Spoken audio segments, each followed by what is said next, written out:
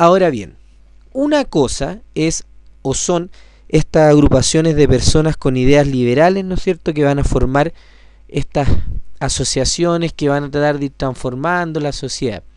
Pero otra cosa muy distinta era lo que realmente iba a pasar a nivel político. Y como tú ya debes saber, para hacer una transformación de carácter político, necesariamente se debe cambiar la Constitución.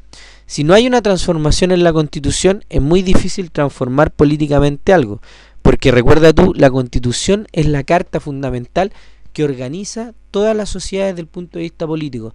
Por lo tanto, no existiendo una carta fundamental de carácter liberal, obviamente le iba a ser muy difícil a los liberales en esa época poder llevar a cabo sus transformaciones.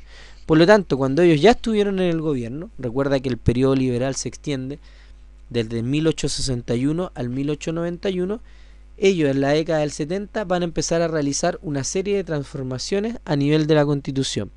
Por ejemplo, se prohíbe la reelección inmediata del presidente, de tal manera de evitar que los presidentes durasen mucho tiempo y de esa manera poder darle más posibilidad a que distintos grupos pudiesen estar gobernando, situación que no ocurría durante el periodo conservador.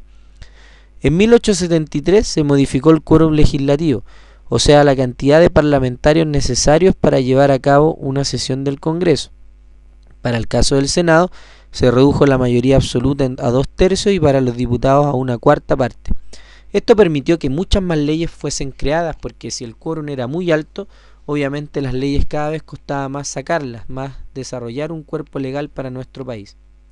Hacia el año 1874 se van a incorporar a la Constitución libertades individuales, por ejemplo, la posibilidad de que las personas pudieran reunirse y asociarse, libertad de enseñanza, es decir, que instituciones de carácter privado, siempre y cuando no pasasen a llevar los ideales más generales del país, pudiesen ellos impartir la educación, situación que obviamente en el periodo conservador estaba mucho más restringida. Todas estas ideas, como tú puedes ver, tenían como gran finalidad tratar de generar una independencia del poder legislativo hacia el ejecutivo y además poder ir transformando, ¿no es cierto?, este país desde un país más conservador a un país más liberal. Piensa que anteriormente, en el caso de la educación, solo podía ser dada por el Estado o por empresas católicas, ¿no es cierto?, por instituciones católicas, mejor dicho, y eso obviamente, según los liberales, atentaba contra lo que eran las ideas. Sobre todo si habían personas que no eran creyentes, tenían el derecho de poder estar en una institución que también fuese de carácter liberal. Entonces, este tipo de acciones lo que hacía era ir transformando la sociedad de una sociedad conservadora en una sociedad cada vez más liberal. Otra modificación a la Constitución fue la reducción de las facultades extraordinarias con que contaban los presidentes, que desde ese momento quedaron al arbitrio del Congreso. Recuerda que el presidente de la República, de acuerdo a la Constitución de 1833, podía llamar a estado de sitio o podía, ¿no es cierto?, tomar acciones en función de razones de Estado.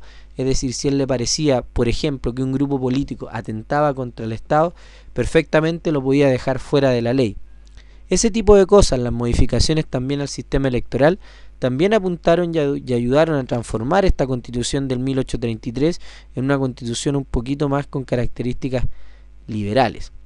La finalidad de esta reforma, entonces, como te dije anteriormente, y para ir terminando esta parte de la presentación, había, digamos, una idea de darle más poder al Congreso y quitarle a su vez más poder al presidente de la República, porque tanto poder concentrado en el presidente de la República, eso permitía que la sociedad fuese efectivamente mucho más autoritaria.